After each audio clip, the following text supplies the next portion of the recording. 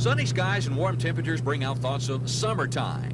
And one of the great recreational pastimes of the summer is water skiing.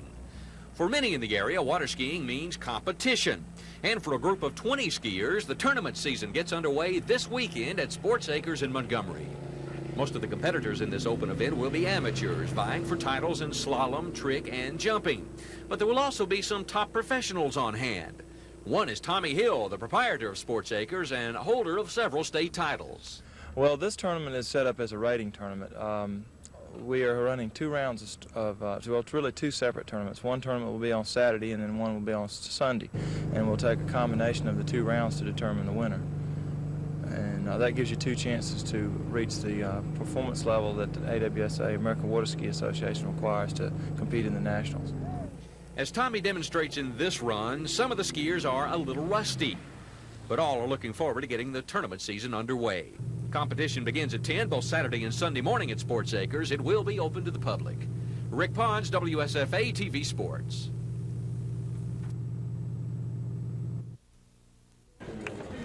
Boy, did the stars turn out for the Cancer Crusade tonight.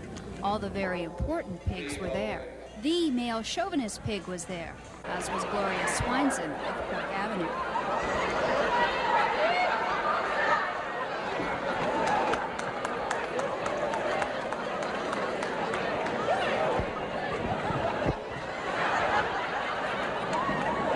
And old Blue Eyes himself, Frank Swanatra.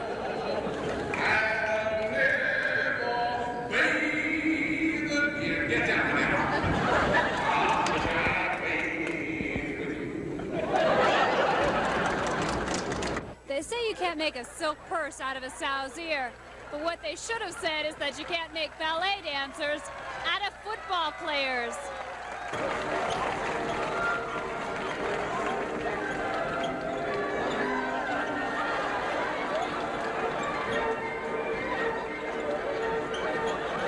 While Auburn University's football team was dancing Swan or Swine Lake for laughs, Ruth Bartlett gives the real reason for the swine swing.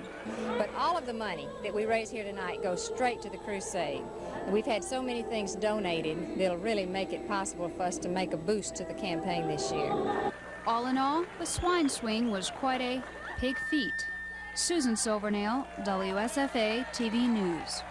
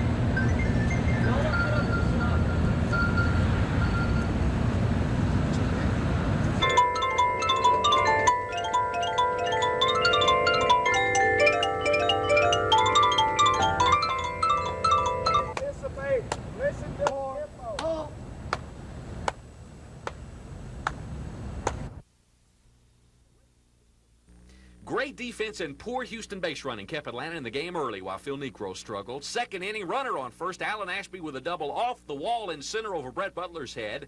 Butler chases it down, fires to Rafael Ramirez, who relays to the plate, nailing Ray Knight.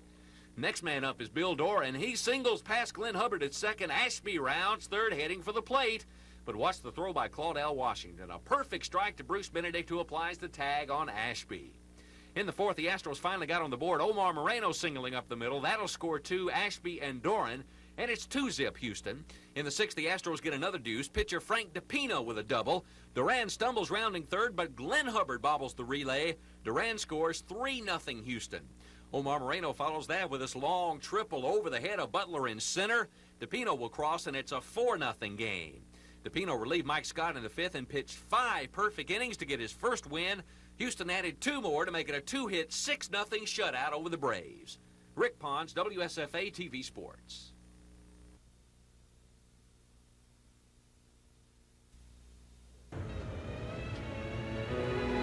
I owe you for carrying charges, for carrying me on your books for the necessities of life that a growing boy somehow just got to have. Things like a pair of high-top boots with a little pocket on the side for a jackknife. And one thing, Mom, I will never, ever forget.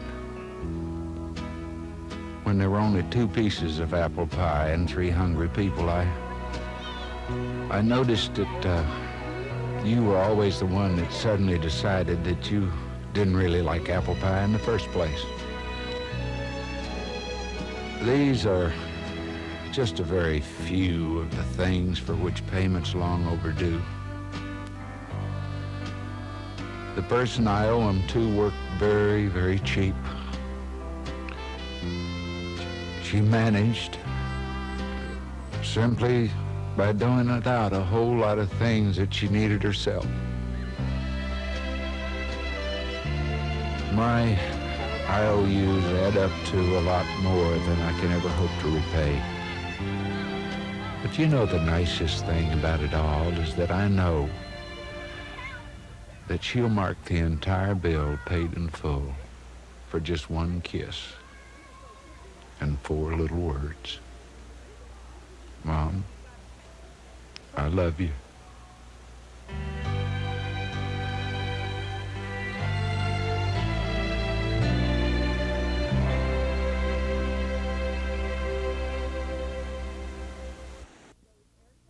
The skydivers and skilled pilots flying in today's air show raised about $3,000 for the Elmore County Children's Home.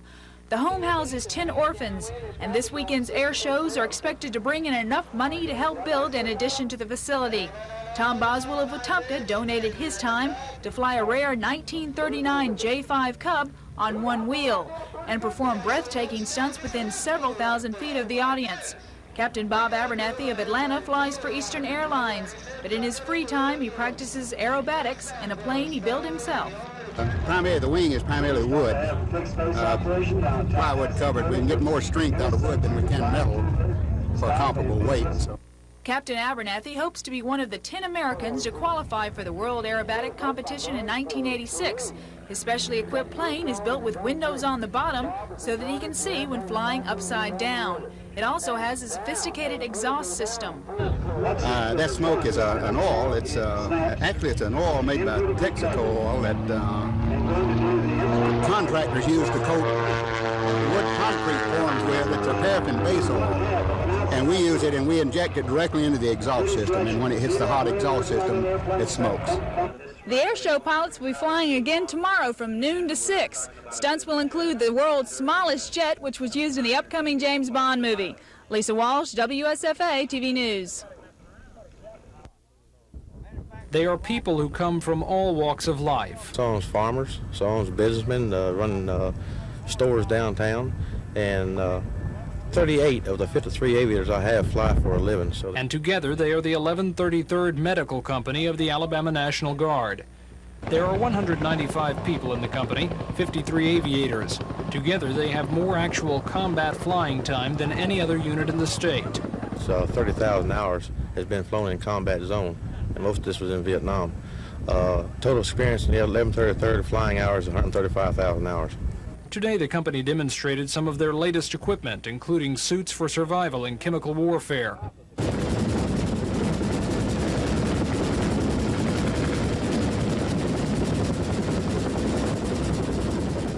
But the highlight of today's demonstration by the 1133rd came in doing what they do best, serving as an air ambulance corps.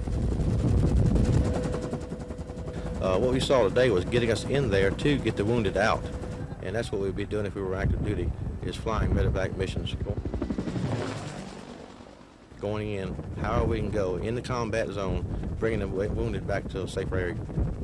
The Guardsmen meet once a month to practice the maneuvers they'll need if ever called into full action. Maneuvers like flying low through the trees to avoid detection by enemies. Programs like this one are designed to keep up public interest and support for the Guard. That way the Guard can continue to be ready in case they're ever called into full service. Tom Foreman, WSFA TV News. The Braves got on the board first in the bottom of the second when Bob Horner tags Astros starter Joe Niekro with his long solo homer to the blue seats in left. 1-0 Braves. Atlanta added 4 more in the third. 2 come here as Bruce Benedict gets a single through the infield to left. That scores Chris Chambliss and Horner, and the Braves are rolling 5-zip.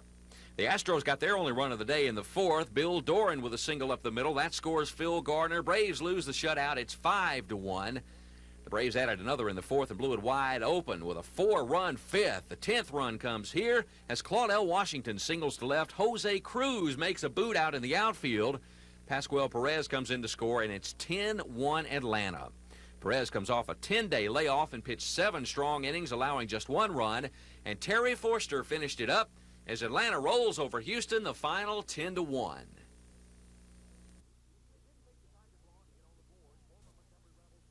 It didn't take the Tigers long to get on the board. Former Montgomery Rebels sweet Lou Whitaker leads off the bottom of the first with the long ball off Dan Petrie. A solo shot to left, and the Tigers have a 1-0 lead. In the second, the Angels strike for 2 off Jeff Zahn. Tim Foley singles to right here. Brian Downing will score from third. The next batter up is Bob Boone. He sends a single into left. Bobby Gritch speeds around third and scores as the throw to the plate is up the line, 2-1 California. Detroit tied the game in the second, but the Angels get another 2 spot in the fourth. With a run in, Boone lofts this long drive to left center, and watch the fine running catch by Glenn Wilson. But Bobby Gritch will tag and score from third, 4-2 California.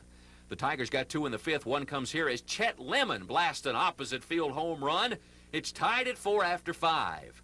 Detroit took a 5-4 lead in the seventh, but California stays alive in the ninth as pinch hitter Darryl Sconyers greets reliever Aurelio Lopez with a solo homer into the seats in right. It's tied at 5. It's on to extra innings. But in the 12th, a long ball wins it for California. Doug DeCinces drives one just inside the foul pole in deep left. What a day for DeCinces. He set a record for third baseman in the American League with 11 assists, and he gets the game winner as the Angels edge the Tigers 6-5.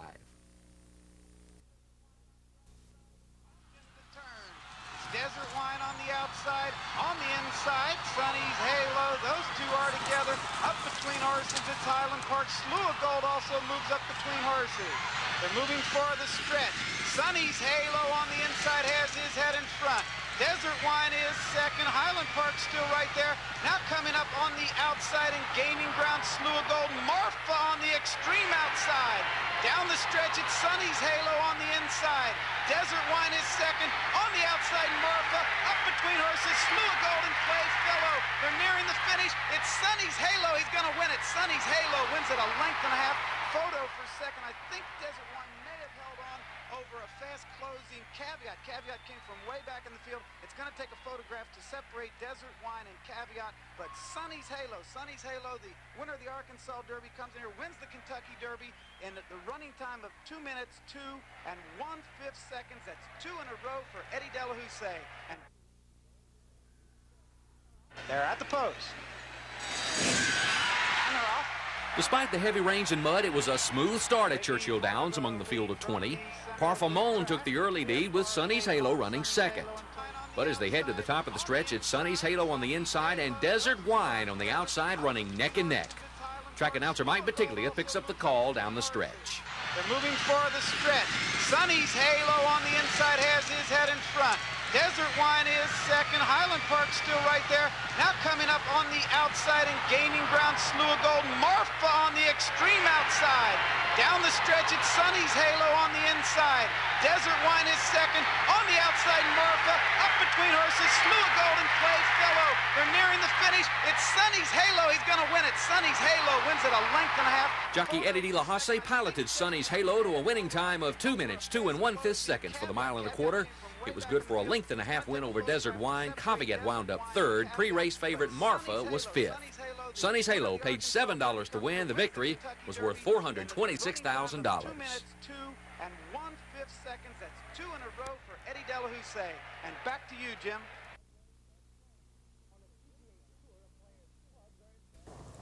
On the PGA Tour, a player's clubs are his best friends. So what are you going to do if they don't feel right? You take them to this man, Lou Gibson. His job, custom club and repairman. A Mr. Goodwrench to the players on the tour. The players are very specific. No two swing an identical set. Lou's job is to fine-tune each valuable club. It's like a pit job, you know, a pit stop for A.J. Foyt. I've got about 250 A.J.s. The equipment is 50%, minimum of 50%, the success of the direction your ball takes when you strike it. It has to fit you. Basically this, and it goes for the amateur as well, that if you're going to run track, you must wear a pair of track shoes that fit you. You can't go out there with street shoes and do an adequate job of it. The same thing with golf. Lou travels the tour, pulling his valuable tools in a trailer. The hours aren't great, but he wouldn't do anything else. The day starts at daylight, and I'm here before the pros get here, and I leave after they leave at night. I'm very pleased with the fact that I'm out here and that I'm out here just as a player is. I make the cut every time I fix a set of clubs. I guess you could put it that way. 30 years of club repair under his belt, 5 of them full-time on the PGA Tour. That's a record most of the players envy. I'm trying to find a job. That's what's on my mind. I hear it. Unemployment. No place to work. Main thing that's on my mind is the lack of financial aid going around in school these days. And people are having to scrape to go to school. Man over here just applied for a grant. Hopefully he's going to get it. He's got one the last couple of years, but they keep cutting back on it. They cut back on me. I just hope I'm able to go to law school, that's all. Oh, everything's too high. Taxes and everything. What's on my mind? Having people be more friendly. It seems like everybody in these towns nowadays is snapping at everybody because cost of living so high and everybody's short on money. It seems people aren't friendly with anybody anymore. Anything on my mind? Yeah. Getting done with work today. That's about the only thing on my mind at the moment. Jesus on my mind. Why is that? Because he's got plenty of love. And he loved me. He died on the cross for our sins. You know, everybody has a couple beers when they come back home from school and everything. Well, today is an exception. Just got out of Mr. Bent's accounting class here at Troy State and kind of made us all a little depressed because he told us we're all going to fail his class. So as tonight we're going to party over there at the Double Branch up there on 231, and then tomorrow night we're going to celebrate Jim's birthday, and hopefully by then I'll be over his class. I don't know most everything. I want to finish my garden. I want to finish planting. I want to get through with it. And I'm trying to raise bitters and durks. Now, if the first woman God ever made was strong enough to turn this whole world upside down. Jo Capel first looked to women's literature as a way to find out things about herself. Then these together ought to be able to turn it right side up again. Upon reading certain literatures and seeing certain performances and everything, I began to make the connection between some of the feelings I felt and some of the things that I was seeing and hearing.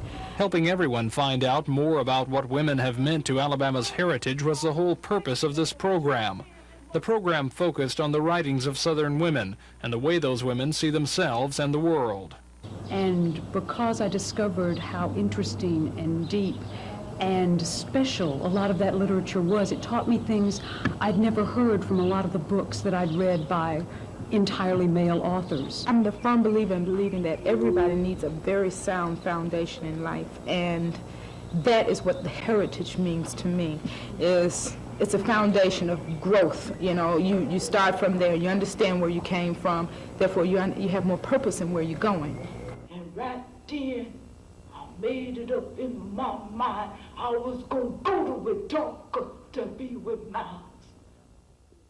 The program was presented as a part of the Alabama History and Heritage Festival, which continues throughout the month of May. Tom Foreman, WSFA TV News.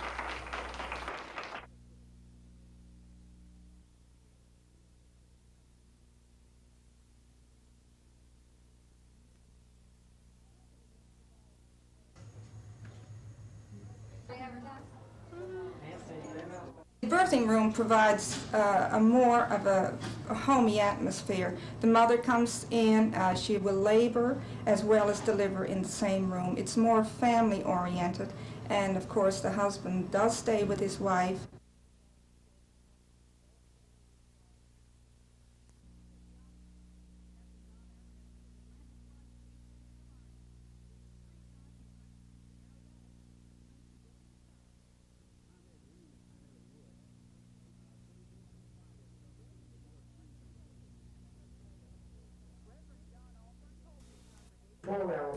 Reverend John Alford told his congregation at Mount Gillard Baptist Church that he wants to provide jobs and pursue peace. Reverend Alford talked of unrest, apparently referring to the February incident on Todd Road and last month's shooting of an unarmed black man by a Montgomery police officer. Because the city of Montgomery is at unrest, and she needs the prayers of the city to heal her wounds. But Alford said the city's new policy of suspending a policeman who shoots an unarmed person and subsequent legislation that may result aren't going to stop all further violence. But he believes prayer will. My experience has taught me throughout the years that legislation cannot penetrate nor dictate the hearts of men. But I do believe that the power of God can not only change the hearts of men, but change men too. Amen.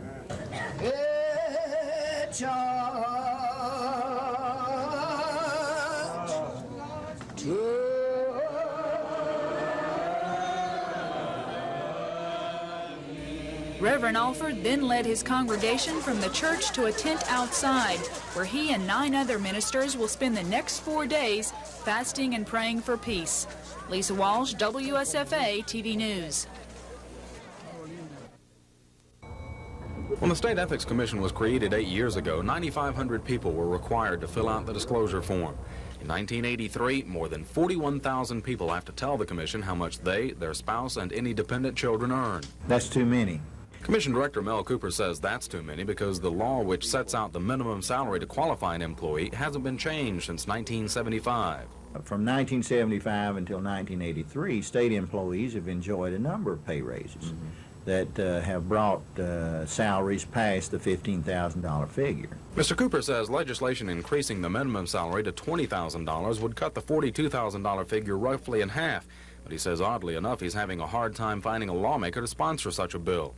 While he says raising the minimum may exempt some from filing the form, it doesn't exempt them from obeying the standards of ethical behavior. The deadline to file these forms is April 30th, but Mr. Cooper says the forms keep coming in by the bagful for several weeks, and then it takes a couple of months for the staff to separate, sort, file, and record the forms in order to find out who hasn't filed. He says no one has ever failed to file a form, but he says some occasionally get caught trying to cheat on the numbers. Chris Grimshaw, WSFA TV News. From all accounts, it appears that Nancy McNeil left her home in Raymer to spend a quiet Mother's Day with her daughter, Bonnie Booth. Police say the women were in Mrs. Booth's living room listening to some church music when they heard Mrs. Booth's former husband, Finley, at the back door. Mr. Booth came to this area first in the back, and he attempted to make entry here by breaking out this window. But he could not get in because the door was locked and had a safety latch on the inside. And at this point, he left to go to the front. He came to this door, broke out this window, reached in and unlocked it. And as he entered, he met Ms. McNeil. Chief Cruz says that Mr. Booth, who was armed with a gun and a knife, cut his former mother-in-law in the wrist after he got into the house. Authorities say at the same time Mrs. Booth was on the phone in a back bedroom calling for help. Chief Cruz says a police dispatcher was on the phone with Mrs. Booth when her former husband came into the bedroom and wrapped the phone cord around her neck. And she was hollering for help. And her mother, Ms. McNeil, went in to help. Ms. Booth had a .32 caliber pistol in her hand, which she could not get to fire, so she handed it to her mother, hollering for help. And her mother fired the pistol. And in the scuffle, Mr. Booth had pushed Ms. Booth in front, and she was the first shot, and then Mr. Booth was shot. Police arrived on the scene 2 minutes after they received the call. Chief Crew says Mrs. Booth and her ex-husband were found dead in the bedroom. Police say only 2 shots were fired by Mrs. McNeil, and the entire episode, which was picked up over the phone, was recorded on police tapes. It took only 45 seconds from the time police received the call until both shots were fired from the .38 caliber automatic pistol. No charges have been filed against Mrs. McNeil, but the case will be presented to the grand jury as a matter of routine procedure in any death investigation case. Don Phelps, WSFA TV News, Prattville.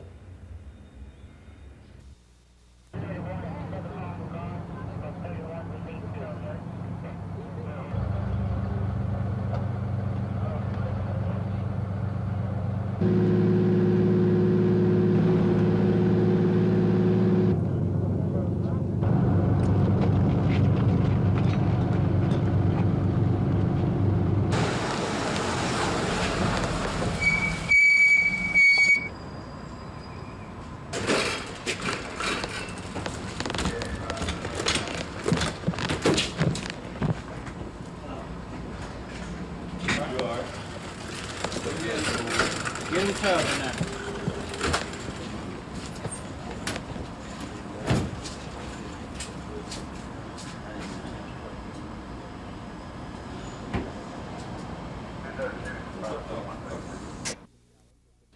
This is a few ounces of several million gallons of contaminated rainwater recently taken from a waste disposal site at Emell, Alabama.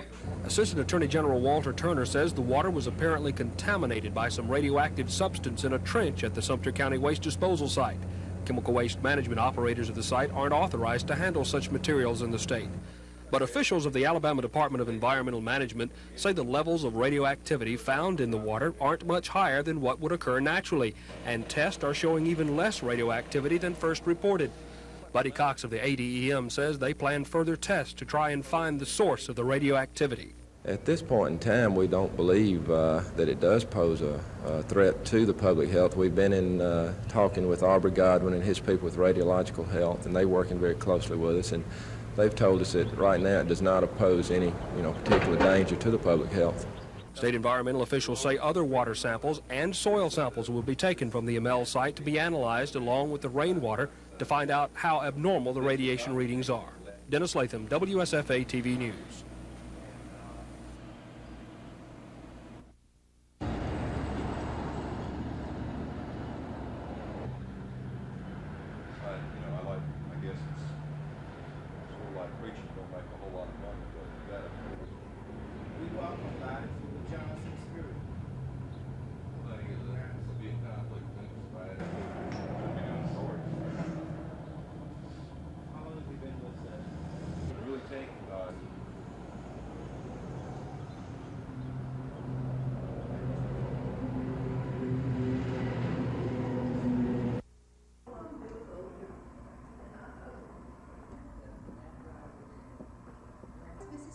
Please tell the judges and our guests where you were born and what your livelihood was before you retired.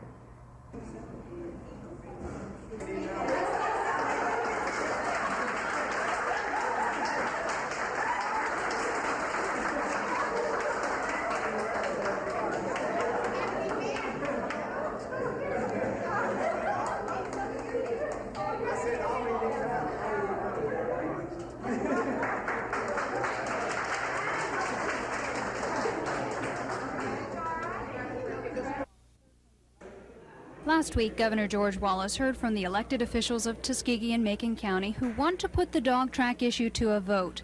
Marianne Shepard decided the governor should get the rest of the story, so she brought more than 20 people from civic groups to the Capitol for a meeting with the governor's legal advisor, Ken Wallace. Most of these people fought against a dog track during a 1980 referendum, and they don't want another vote. Most object on moral grounds. They don't want gambling in their backyard. Some think it's one more way to keep poor people poor. We fear that a lot of the people will take their money, that they are to pay their light bill, to pay their house rent, and take a chance and go to the racetrack and bet that money. And we know that they're not going to win. The dog track became a political hot potato again when elected officials started searching for ways to bail out their financially troubled school system. I would like to see a sales tax put on. We have numbers of records that I have at my home stating things that the money not being spent right in the Macon County school system. Mr. Wallace agreed to pass along the group's feelings to Governor Wallace. Susan Silvernail, WSFA TV News.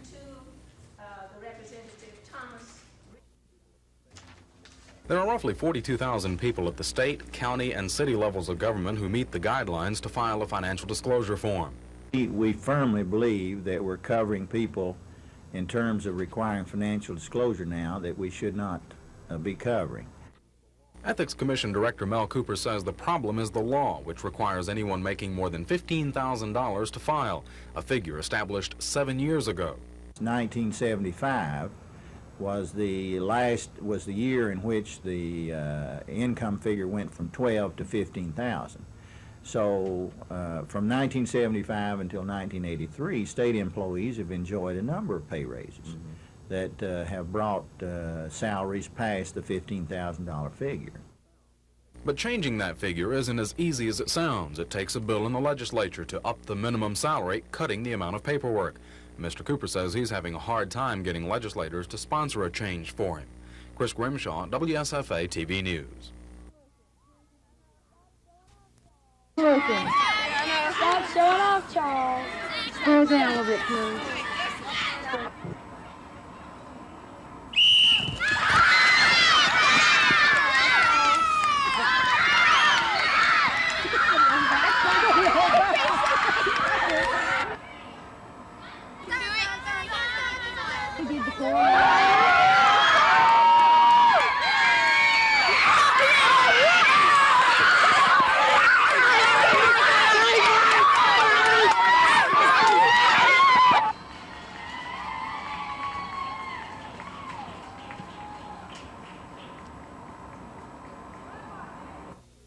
They stay in business. Making. If they're getting 500,000 calls a day, they'd be making. There's a plan that's used in several states. New York is one of them, by which the New York Public Service Commission has authorized the 50 cents toll call. Now, we don't have it in Alabama. The South Central Bell has never been and asked for it, and I doubt very seriously now that it would be approved if they did. But each call that originates within the state of New York, in this particular case, this particular company gets 7 cents profit. And you can imagine, I believe we're hearing figures today that they're getting 500,000 calls a day. And those that originated within the state would rapidly add up into some dollars. Now, if the call originates in Alabama, which many of them are, there are 3 recipients of those funds in Alabama. These calls are all to the same number in New York City, and they're on one person's phone bill. They range from 24 cents for 1 minute to $1.72 for 2 minutes. And these folks say their teenager made the calls. The number is for a pornographic hotline listed in the back of High Society magazine. Parents around the state are complaining to the PSC about the hotline, but the PSC has no power to stop the calls. We've written the U.S. Attorney here in Montgomery. We've written the Congressman. Just this morning we talked to our legal division and asked that they intervene in the FCC case that's we hope going to be acted on real soon. But they make their money by receiving the calls. In other words, the more calls they get from the state of New York, the more money the company makes. Now, the calls that originate outside the state of New York, the company gets nothing. The taped messages are all about a minute long, and usually a female voice. Commissioner Greer says lots of folks are making money off the calls, like AT&T, Southern Bell, and New York Bell.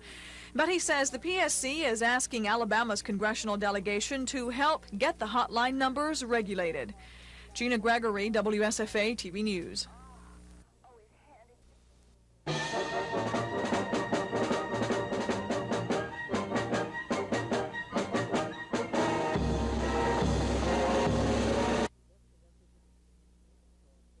The guest conductor for the evening is Major Charles Pettyjohn, who is stationed here at Maxwell and has had quite a career in conducting Air Force bands and other programs throughout the country.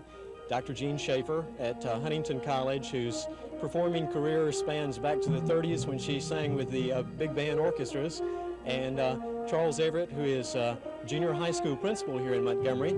And Charles and Gene will be singing a lot of favorite show tunes tomorrow night.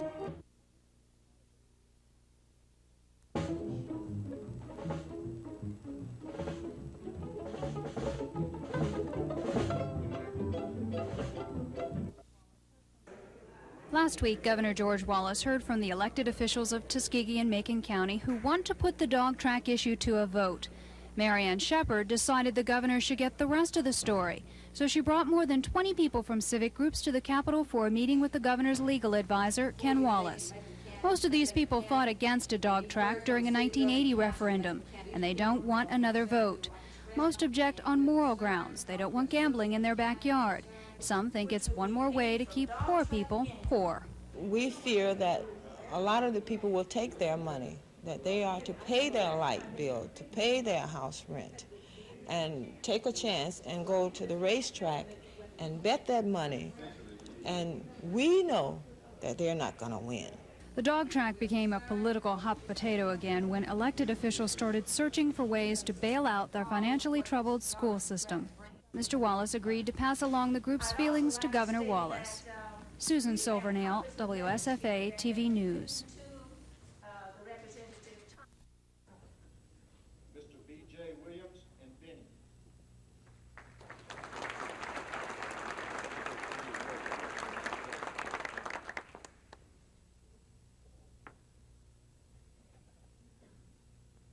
Charles Wood, Catholic.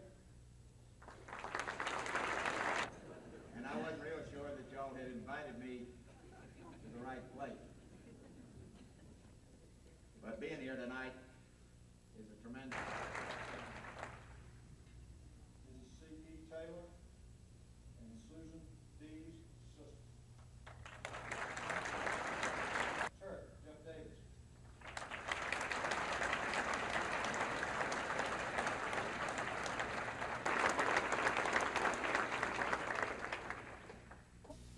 Case, we amended our quarantine before they made their decision, and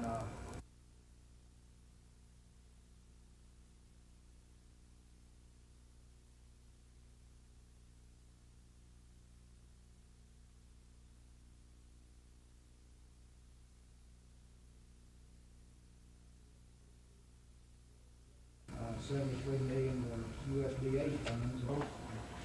Yes, sir. We have one more. In about 10 years, we feel like there's no material off it, so it has to be further plants, but we can't catch it all. Under the plant law, only woody plants are required to be certified. Other plants can be certified at the option of the producer. This is all gonna be in the editing room floor. Danny, you gonna make, which one, whose trees you gonna make?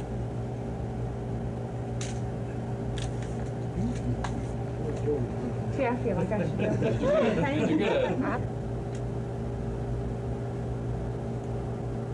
You're good.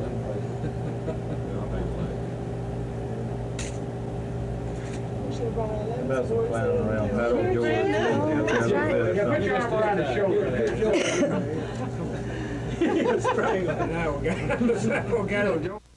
If we can resolve, the only thing I can vote on is what happens in the city of Montgomery. But I would security for them wherever they go. Expect reimbursement. I think the principle is what is involved, whether we're going to have a public subsidized escort service, which goes beyond city for whatever time of the automobile that I had donated for 6.5 years. I were in your shoes, I never would have done protection, not on the mayor or anybody else. But I do. All right, that since you were supporting him, I knew you wouldn't support anybody for doing anything wrong. First of all, I haven't traveled any candidate. I don't think every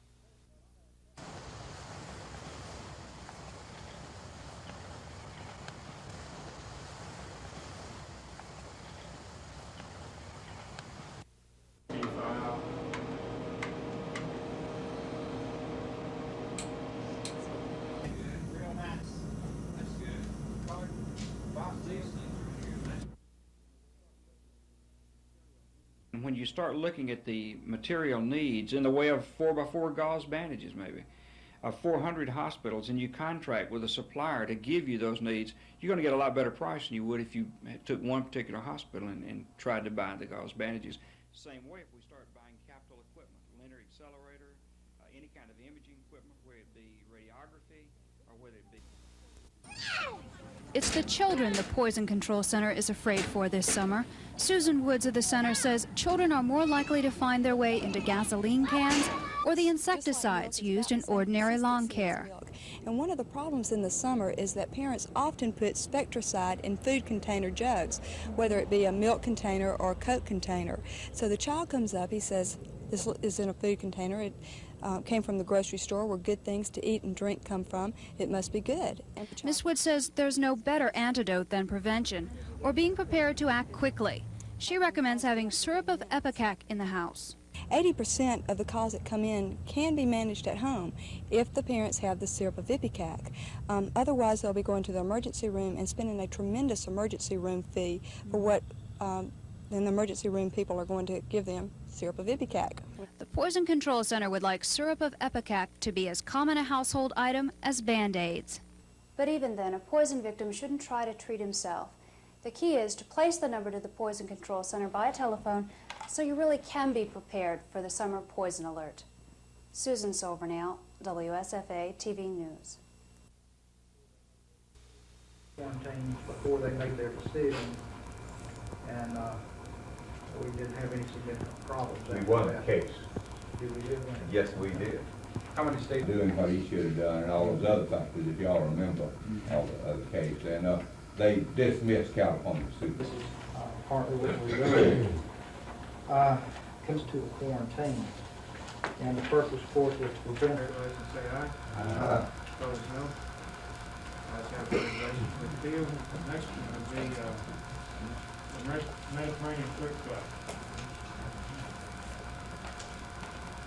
The old board might remember some of this regulation. You got sued on this one. This has been evident at McConnell with better morale, and we have a plaque that would like General Tice sends his regrets. Oh.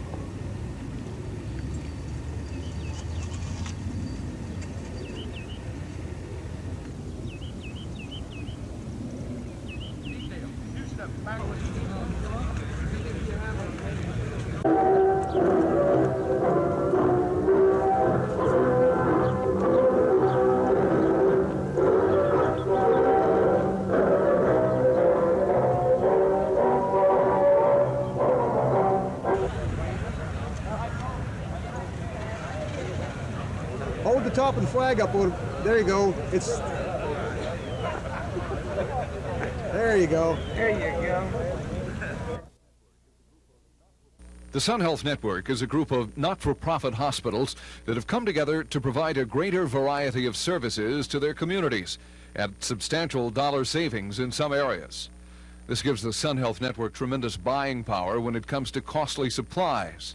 And when you start looking at the material needs in the way of 4x4 gauze bandages maybe, of 400 hospitals, and you contract with a supplier to give you those needs, you're going to get a lot better price than you would if you took one particular hospital and tried to buy the gauze bandages. Not only will the member hospitals be able to buy in volume, they'll be able to share the expenses of medical specialists whose services can then be provided to small outlying hospitals that up until now could not afford to hire full-time specialists because they're only needed for limited periods of time.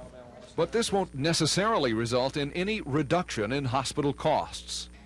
I don't think we could truthfully say it will result in a cut in the cost. I think that what we could truthfully say is that it will help us compete in a very fast-growing market so that we don't have to raise costs. Mr. Hanna says this is just the beginning of a trend toward stiffer competition for the health care dollars in our area. This is Bob Howell, WSFA TV News at Baptist Medical Center. Swimming, basketball, and gymnastics. All of these programs are offered at local Y's, but the offerings are limited, and the Y wants to do something about that. So Y officials are talking to businessmen and professionals, explaining the Y story and asking for money. General Director Bill Chandler says they're looking at 6 projects totaling more than $3 million. We'll be looking into new programs of the single-parent family, the 2 working parent family, where they have different needs than they had just 8 or 10 years ago. Y officials want to build new swimming pools, 2 new gyms, renovate some existing facilities, and help finance the YMCA Blue Ridge Assembly. But the Y already provides many programs for children and adults. These kids are all part of the Head Start program offered by the Cleveland Avenue branch. It's just one of several preschool programs offered by the Y in this area. The kids come in at 8 o'clock in the morning and they stay until 3. In between, they get some general education, a meal, and a nap in the afternoon. This summer, the Y will be busy with day camps, swimming lessons, and more. The fundraising effort will end in July, and construction is set to follow. Gina Gregory, WSFA TV News. The more is new buildings, new swimming pools, new gyms.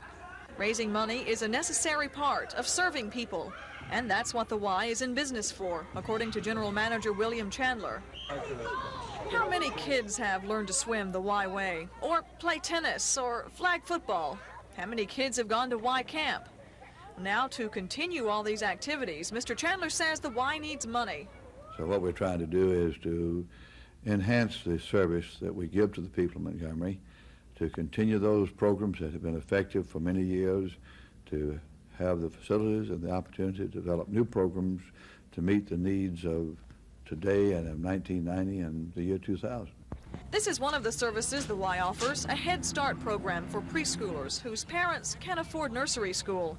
The fundraising drive for the Y will continue through July, and construction is set to follow. Gina Gregory, WSFA TV News.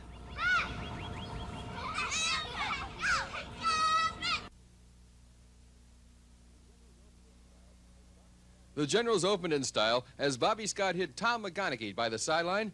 McGonaghy got free for a 37-yard touchdown to put the Generals up 7-0.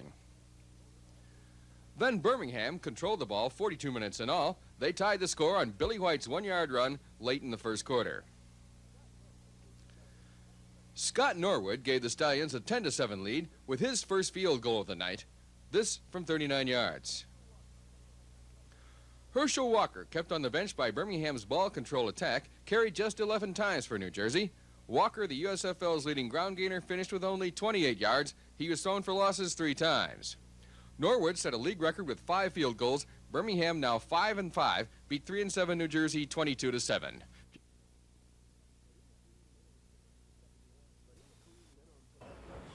The newly created interim committee to study the oil and gas industry had its first meeting. The committee, which is made up of House and Senate members, adopted a set of goals that included helping the governor settle a pending lawsuit against an increase in the oil and gas severance tax. The committee also expressed a desire to lower the existing oil and gas severance tax to, in the committee's opinion, bring the tax in line with other states. The Senate Education Committee began what promised to be a lively public hearing on a bill to set up a new board for 2-year schools. That hearing continues next week. The full Senate continued work on the proposed new Constitution. The upper chamber paused long enough to act on several gubernatorial appointments. Among those confirmed by the Senate were Frank Potts as chairman of the Alcoholic Beverage Control Board and Woody Anderson to the State Personnel Board. Dennis Latham, WSFA TV News at the Capitol. The fight centers on a bill creating a separate board to control the state's 2-year colleges. The issue has split the House leadership into 2 forces, one backing the administration's effort to create a new board, and the other supporting the Alabama Education Association's effort to keep the junior and technical schools under the State Board of Education. Late last week, the administration had more than 70 people lined up to support the bill. But over the weekend, the AEA went to work, and today, 25 of those members asked to have their names stricken as co-sponsors.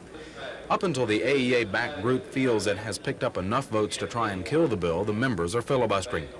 Before the filibuster broke out, the House was unified in its support of other administration bills, including 2 crime package bills and a bill that would give the state finance director political appointment power over the state budget officer. Sources say this is an effort to oust current budget officer Rebecca Beasley Wells, who was selected under the James administration and is now protected by the merit system. Also, Representative Tom Reed is having a hard time getting his Macon County dog racing track bill considered. He almost got the measure considered today until Auburn's John Rice used a House rule to bury the bill in the House calendar. Mr. Reed says the rules are being manipulated to keep his bill from surfacing. The Senate, meanwhile, saw most of its action in several committee meetings, as Dennis Latham reports.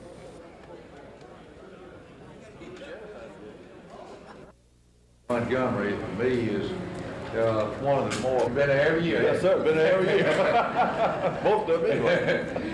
But you know, there's something else that comes with it. Not only in straight A student, but to make this award too, no matter how hard we tried or how hard we looked. These are super. Yes, sir. They certainly are. Really are. Police Girl of the Year, 1982, 1983. Present that to you along with this certificate of appreciation here.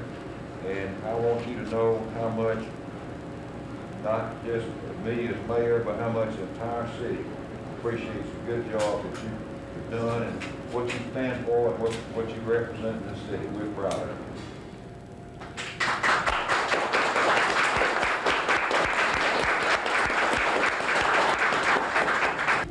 Presented to Scott Bowman, Junior Traffic Police Boy of the Year, 1982-83. And we are certainly proud of you and just to salute you. And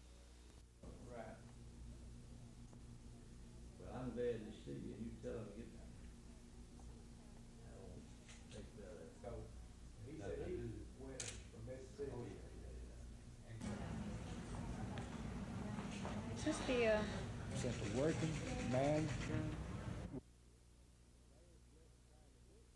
They're just trying to dictate to the American people that there are only 6 candidates seeking a Democrat nomination, and they are not telling the truth. They are 7. And when the election is over in Iowa next February, you can see that Gerald Willis is going to be a viable candidate in this thing.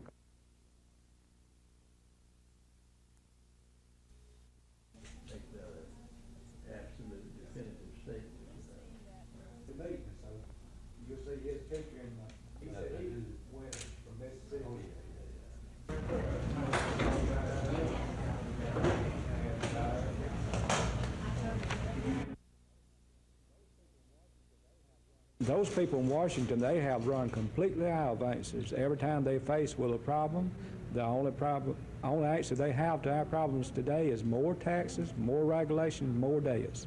And that's not the answer to them. All I got to get is 20,000 votes in the precinct since I win that night. And you don't have to do nothing but get the vote to be on the ballot that day. And then This replica of a fort that once stood on this site near Wetumpka may be seeing its last days, unless something can be done to keep it from falling into the Coosa River. The Coosa is gradually washing away the earth beneath the fort, the same way that it's washing out the foundations of this ceremonial Indian mound, which may be 800 years old. For some years, there's been a plan to build up the bank with rocks and earth to try to protect the fort and the mounds from the river. However, state officials say that plan has been repeatedly delayed. State officials say the federal government has the money to do the work, but Congress has yet to give the okay to spend the money. How long can it wait? Basically, that depends on nature. Heavy floodwaters could speed it up. Low floodwaters, low rain amounts would actually prolong the life of what we have. Meanwhile, state officials say the fort and part of the park around it will have to be closed to keep anyone from getting hurt until something can be done to save it. Tom Foreman, WSFA TV News at Fort Toulouse. The Coosa River once drew men to live along its banks, and now it threatens to wash away the last traces of their frontier societies. What sort of damage has been done so far? Well, basically in the area behind us, from this point to the fort, we have lost several areas that are determined good archaeological sites, or lost a portion of them, and although not yet infringing upon the mound or the fort area, it is coming dangerously close. Flooding of the river is washing away the banks below historical sites like the ceremonial Indian mound, thought to be some 800 years old. A fence surrounding the mound is already collapsing. So are trees just a few yards from this replica of a fort that once stood at this site. State officials say there is a bill before the U.S. Congress to spend $8 to $10 million to reinforce the bank along here and hopefully save these sites. Meanwhile, they say this part of the park will be closed to keep anyone from getting hurt. Of course, the final word as to whether or not this fort and the other centuries-old relics around here can continue to survive the test of time is up to nature. Tom Foreman, WSFA TV News at Fort Toulouse.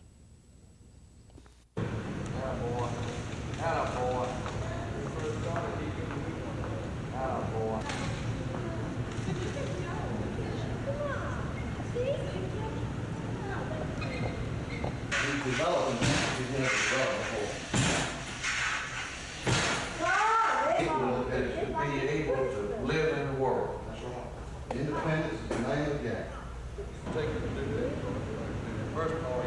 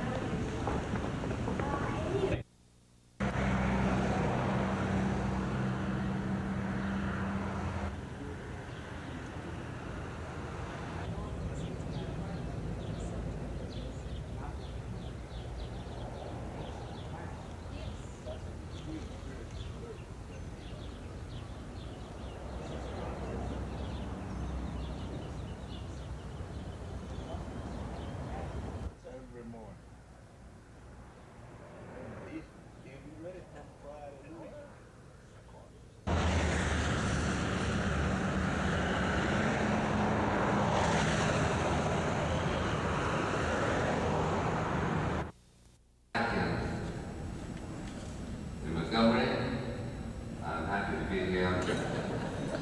In any case, I hope you will forgive my self-indulgence if I hope enormously. You're all invited. Sharon told me that my sister, whose husband was stationed at Laxton Field, she had written me a most charming letter, and she was read by Mrs. Mary Ellen. So watch yourself, you might get more than 13%. But fatalism, that I thought was marvelously caught. The day after Hiroshima, when in Baton Rouge, the men's room named Porto. The bill, sponsored by Senator Jim Smith of Huntsville, was one of several bills in a crime package passed during the James administration, but voided when the governor's office didn't deliver them to the Secretary of State's office on time. Another senator, Mac Parsons of Hueytown, proposed a substitute to penalize liquor licensees if they trade liquor for food stamps. The Judiciary Committee adopted the substitute on the recommendation of Senator Smith. What Senator Smith apparently didn't realize is that the substitute would penalize all the stores in a chain owned by one corporation for a violation at only one of the stores. The penalty is the loss of a liquor license for 1 year. Another of the bills in the crime package, one that would expand the definitions of child pornography, also made it out of the Judiciary Committee. The Finance and Taxation Committee finally took up some of the governor's so-called enhancement bills. 4 of the bills had been in the committee since last month. Senators discussed the liquor markup bill, one to increase inheritance taxes, another increasing fees for copies of driving records, and a bill dealing with the gross receipts tax. All of the bills were carried over to be voted on later. Meanwhile, the Governmental Affairs Committee approved a bill to allow state employees to participate in some aspects of state political races, but not on state time. Dennis Latham, WSFA TV News at the Capitol. Senator Smith's bill was aimed at establishing penalties for the illegal possession of food stamps. Senator Mac Parsons of Hueytown wanted to add penalties for businesses trading food stamps for liquor. The Parsons substitute, which was adopted by the Judiciary Committee on Senator Smith's recommendation, would penalize liquor license holders with a 1-year revocation of their license. What Senator Smith didn't find out until later is that the substitute would also revoke the licenses of all the stores in a chain owned by one corporation for a single violation at only one of those stores. Senator Smith says he'll propose an amendment once the bill reaches the floor of the Senate to take multiple penalties out. Officials in Attorney General Charles Graddick's office, who are also pushing the bill, didn't seem too happy about the substitute, but had no comments about what Mr. Graddick planned to do.